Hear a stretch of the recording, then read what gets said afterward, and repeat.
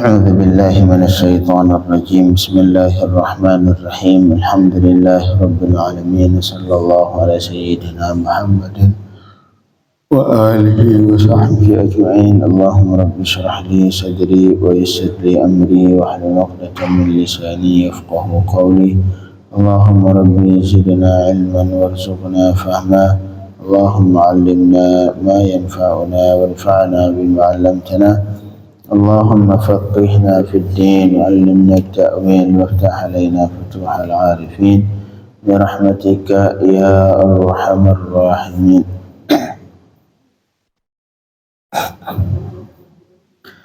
Bismillahirrahmanirrahim. Jemaah yang sebuah rahmat Allah Subhanahu wa taala yang belum i'tikaf untuk berniat nawaitul i'tikaf fi hadzal masjid lillahi taala. InsyaAllah kita lanjutkan pembacaan tafsir Jalalain masih di surah Ali Imran ayat 184. Qala Allah Ta'ala A'udzu billahi minasy syaithanir rajim. Bismillahirrahmanirrahim. Fa in kadzdzabuka faqad kudziba rusulun min qablika ja'u bil bayyinati waz zuburi wal kitabil munir. Ini juga masih sambungan ayat kemarin, masih lanjutan dari pembahasan kemarin yang yaitu tentang pernyataan Yahudi bahwa dalam At-Taurah ada perjanjian dari Allah Subhanahu wa taala dengan orang Yahudi bahwa mereka tidak boleh beriman ke seorang rasul sehingga rasul itu mendatangkan sebuah kurban yang setelah disembelih nanti akan datang api dari langit yang berwarna putih untuk memakannya. Nah, kalau misalkan dia sudah berkurban dan kemudian datang api warna putih dari langit dan membakar, menghabiskan binatang kurban tadi, itu sebagai bukti bahwa kurban beliau diterima, dan juga sekaligus itu sebagai bukti bahwa beliau adalah seorang rasul. Nah, jadi sekarang Yahudi menyebutkan ke Rasul, ya Muhammad, bahwa kami ada janji sama Allah tidak boleh beriman ke seorang Rasul sampai Rasul itu membuktikan kerasulannya. Cara pembuktiannya yaitu seperti tadi, mendatangkan sebuah binatang kurban yang kemudian disembelih. Apabila setelah itu datang api dari langit membakarnya sampai habis, nah itu berarti benar beliau itu seorang Rasul. Nah, tapi kata ulama dalam kitab Taurah ada dua pendapat ulama tafsir. Pendapat pertama bahwa itu sebenarnya pernyataan Yahudi itu tidak ada, itu pernyataan bohong. Sebenarnya dalam Taurah tidak ada perjanjian Allah seperti itu. Tapi ada sebagian ulama yang lain menyebutkan memang ada perjanjian dalam Taurah seperti itu, memang ada. Jadi Rasul harus membuktikan. Tapi dalam Taurah juga disebutkan bahwa mukjizat itu cuman diberikan ke umat, ke nabi yang lain kecuali Nabi Muhammad dan Nabi Isa. Nah, itu berlaku, semua itu berlaku untuk membuktikan kerasulannya dengan berkurban. Kecuali dalam Taurah juga disebutkan kedua orang nabi, yaitu Nabi Muhammad dan Nabi Isa. Kemudian kata Allah Subhanahu wa taala, fa in kadzdzabuka, wahai Muhammad, jika engkau sudah menyampaikan ke mereka tapi maka jika tetap menganggap kamu bohong. Kadzdzabu artinya menganggap kamu itu bohong. Fa in kadzdzabuka, maka jika mereka tetap dalam menganggap bohong kamu, maka sungguh kata Allah Subhanahu wa taala, tenang saja, faqad kudziba rusulun, maka sungguh telah dianggap bohong juga akan rasul-rasul sebelummu. Jangankan kamu juga, banyak rasul sebelum kamu juga dianggap bohong oleh kaumnya. Ini cara Allah untuk menghibur Rasulullah sallallahu alaihi wasallam dan untuk menyampaikan juga ke Rasulullah sallallahu alaihi wasallam bahwa dalam hal memberi petunjuk dalam hati seseorang itu semuanya hak Allah Subhanahu wa ta'ala.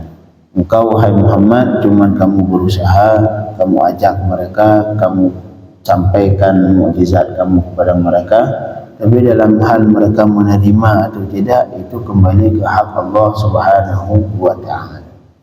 Fa in kadzabuka, maka jika mereka tetap menganggap kamu bohong wahai Muhammad, faqad kudziba rasulun min qabli, maka sebenarnya sungguh dianggap bohong akan rasul-rasul sebelum kamu.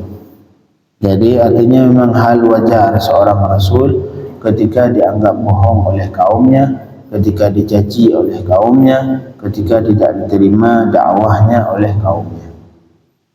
Faqad kudziba rasulun, maka sungguh telah dianggap bohong juga akan rasul-rasul sebelummu, yang mereka ja'u bil bayinat, yang padahal mereka semua mendatangkan bayinat, artinya mukjizat. Mereka mendatangkan mukjizat seperti Nabi Musa mendatangkan mukjizat, nabi-nabi yang lain semua membawakan mukjizatnya masing-masing, tapi semuanya tetap dianggap bohong oleh kaumnya. Semua kaumnya menganggap kalau itu sihir. Ja'u bil bayinat, yang mereka dianggap bohong oleh kaumnya padahal mereka sudah membawakan bayinat, sudah mendatangkan mukjizat. Waz-zubur, dan mendatangkan zubur. Zubur ini seperti suhuf Ibrahim. Jadi zubur artinya kitab yang mengandung mau'izah, kitab yang mengandung peringatan-peringatan, itu namanya az-zubur. Az-zubur jamak dari zabur. Zabur artinya kitabun ishtamala 'ala al-mawa'iz. Jadi az-zubur jamak dari kalimat bentuk jamak dari zabur, yang artinya kitab yang mengandung mau'izah, kitab yang mengandung peringatan tentang kiamat. Jadi seperti Al-Quran itu juga dinamakan zabur. Seperti suhuf Ibrahim, memang Sayyidina Ibrahim tidak ada diturunkan kitab seperti Nabi Muhammad Al-Quran, tapi beliau diturunkan suhuf. Suhuf itu cuma sekedar beberapa lembaran yang mengandung mau'izah, yang mengandung peringatan-peringatan. Nah, itu makna zubur. Wa zuburi, jadi fa in kadzabuka, jika mereka tetap menganggap kamu bohong, maka sebenarnya rasul sebelum kamu juga dianggap bohong semua kaumnya, padahal mereka juga sudah mendatangkan mukjizatnya masing-masing dan sudah mendatangkan zubur. Zubur artinya kitab, mereka semua membawakan kitab masing-masing, kitab yang mengandung mau'izah. Wal kitabi, dan juga mereka mendatangkan kitab al-munir, yang al-munir yang al-wadih, yang jelas. Al-munir yang jelas, seperti Taurat dan Injil, seperti Taurat dan Injil. Yang ayat ini, kesimpulan dari ayat ini, fasbir kama sabar. Nah, inilah ayat ini salah satu ayat untuk menghibur Rasulullah sallallahu alaihi wasallam supaya tidak putus asa ketika melihat umatnya tidak mau menerima ajakan beliau, justru menolak dakwah beliau. Fasbir, maka sabar olehmu wahai Muhammad, kama sabaru, seperti rasul-rasul sebelum kamu yang sudah bersabar. Fasbir kama sabaru, maka sabarlah seperti sabarnya mereka. Nah, walaupun sebenarnya Sayyidus Sabirin adalah Rasulullah, Sayyidus Sabirin, yang manusia yang paling sabar di dunia adalah Rasul sallallahu alaihi wasallam. Tapi walaupun cuma kenapa Allah menyuruh Rasul untuk sabar seperti sabar orang terdahulu, karena mereka lebih awal. Karena mereka nabi-nabi itu dahulu lebih awal, sehingga Allah menyuruh Nabi Muhammad menyamakan seperti mereka. Walaupun sebenarnya hakikatnya sabarnya Rasulullah melebihi dari sabarnya Rasul terdahulu. Nah, jadi faja'u, mereka telah mendatangkan bayinat, mukjizat, dan mendatangkan zubur, dan mendatangkan kitab yang jelas, kitab yang wadih, yang jelas seperti Taurat dan Injil. Taurat dan kitab yang diturunkan ke Nabi Musa, sedangkan Injil yang diturunkan ke Nabi Isa alaihi wa ala nabiyina wa alaihi wassalam.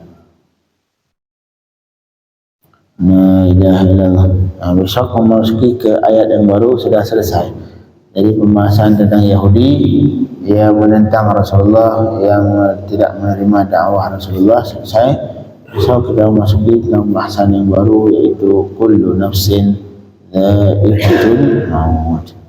Allahumma faqqihna fid din wa 'allimna at-ta'wil waftah 'alaina futuhal 'arifin wa sallallahu ala sayyidina Muhammadin wa alihi wa sahbihi wa sallam.